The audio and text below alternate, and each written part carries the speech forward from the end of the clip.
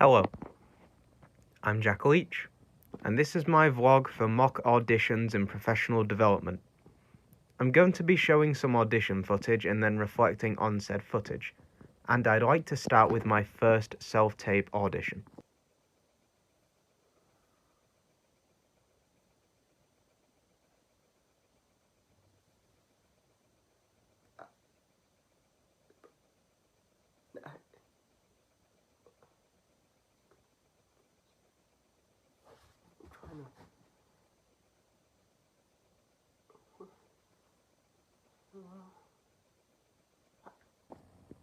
This self-tape was for an advert when you're watching TV. Then a Shakespeare character appears and blocks your view. There are a great number of things I can improve on here. From a technical perspective, the camera angle isn't favourable and the background is very distracting, especially the lighting. In terms of the performance, I found it difficult to work off a strange prompt with no other directions, and found myself forcing a reaction rather than genuinely believing in the reality of the scene I was asked to perform. I'll be showing a retake of this self-tape following the first unit of professional development to help highlight where I have improved. Outside of the window, and you have this eureka moment. Very excited, I can see that. On a bus, farm out a window. Yeah. I hate this jumper, it's very neat.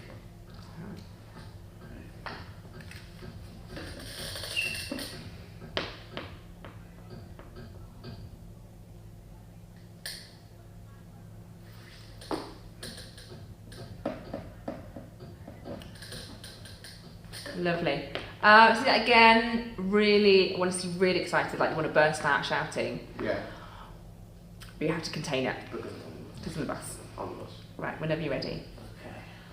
Okay. So this time, if you make sure you don't look down the lens, just off, that'd be great.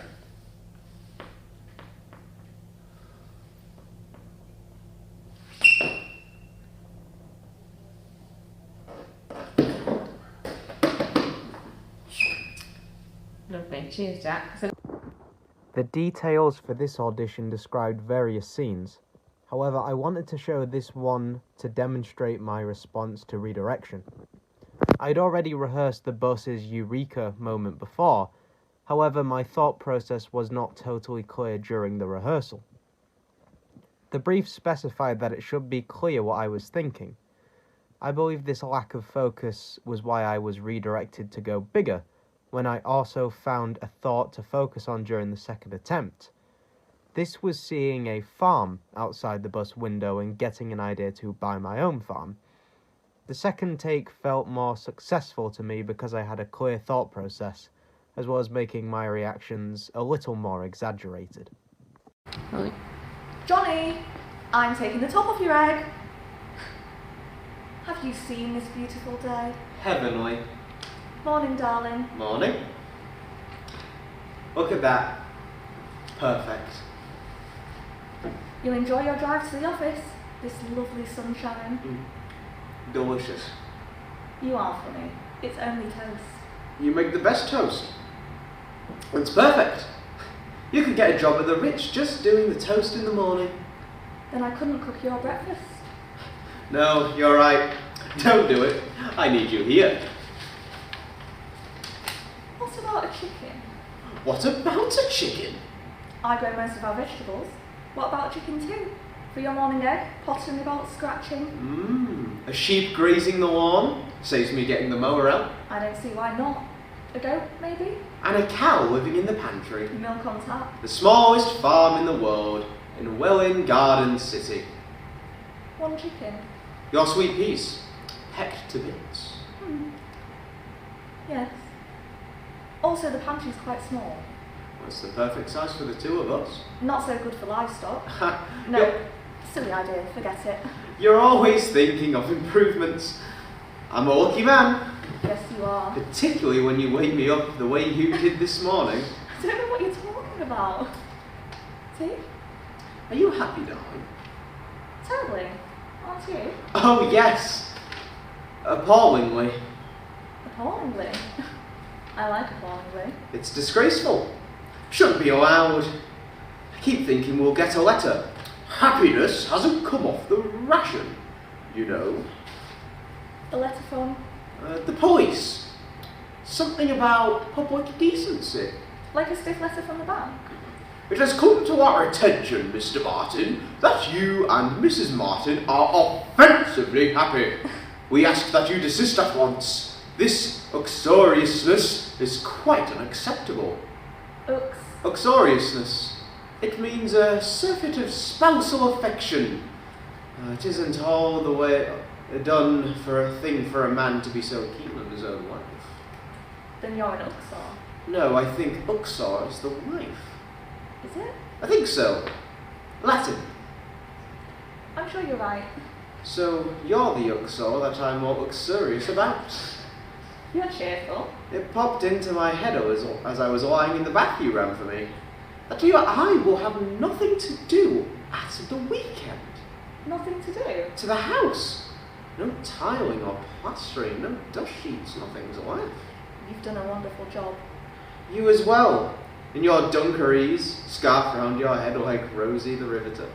Do you know what to do with yourself? I expect we'll find something. We could go dancing. Yes, perhaps. Whatever you want to do, darling. Sickeningly happy. Very good. Excellent. Good. Okay, so this is the top of the play. Yeah. And they are... In this audition, the group was to work in pairs. The script is an extract from the play Home, I'm Darling, of which we fully read before the mock audition in our own time. During rehearsals and the audition itself, I chose to include some subtextual elements to the character, how he actually isn't pleased with his current lifestyle and instead puts on a face of happiness for his wife, as is learned later on in the play. However, I was then advised against this direction and was told to play the scene at a face value whilst we were doing the audition, and also adding more energy to the actual performance. Given that this was not the first time I've been requested to add more energy to a performance, I aim to improve by having more energy in my initial rehearsal process, as it's easier to be told to bring things down rather than to bring them up. Johnny, I'm taking the top off your egg. Have you seen this beautiful day? Heavenly! Morning, darling. Morning! Look at that. Perfect! You'll enjoy your drive to the office. This lovely sunshine. Delicious. You are funny. It's only toast. You make the best toast. It's perfect. You could get a job at the Ritz just doing the toast in the morning. Then I couldn't cook your breakfast. No, you're right. Don't do it. I need you here. What's about a chicken? What about a chicken? Well, I raise most of our vegetables. What about chicken too? For your morning egg potting about scratching? A sheep grazing the lawn. Save me getting the mower out. I don't see why not. A goat, maybe? And a cow living in the pantry. Milk on tap. The smallest farm in the world in Welwyn Garden City. One chicken. Your sweet peas. Pecked to bits. Yes. Although the pantry's quite small. Oh, it's the perfect size for the two of us. Not so good for livestock. No, silly idea, forget it. You're always thinking of improvements. I'm a lucky man. Yes, you are. Particularly when you wake me up the way you did this morning. I don't know what you're talking about. See? Are you happy, darling? Terribly. Aren't you? Oh yes, appallingly. Appallingly. It's disgraceful. I like appallingly. It's disgraceful. Shouldn't be allowed. I keep thinking we'll get a letter. Happiness hasn't come off the ration, you know. A letter from? The police. Something about public decency. Like a stiff letter from the bank. It has come to our attention, Mr. Martin, that you and Mrs. Martin are offensively happy. We ask that you desist at once. This uxoriousness is quite unacceptable. Uxoriousness? It means a surfeit of spousal affection. It isn't all the done thing for a man to be so keen on his own wife. Then you're an Uxor. No, I think the Uxor is the wife. Is it? I think so. Latin. I'm sure you're right.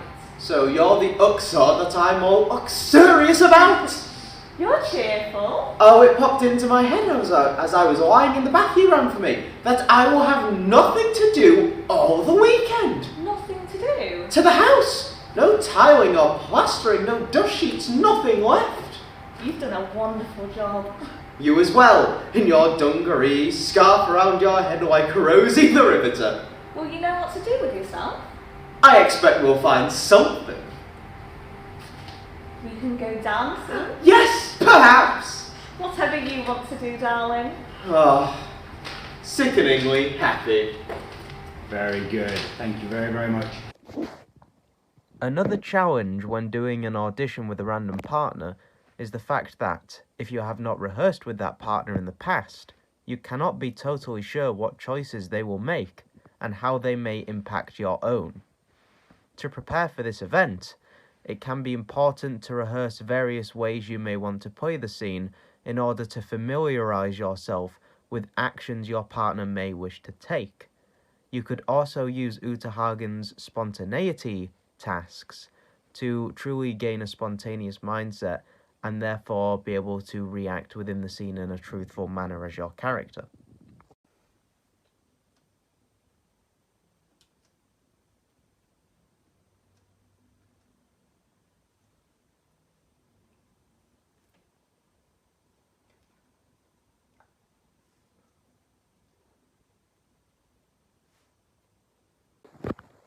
To end this vlog, I'd like to show the final task we had for the unit, to retry our first self-tape.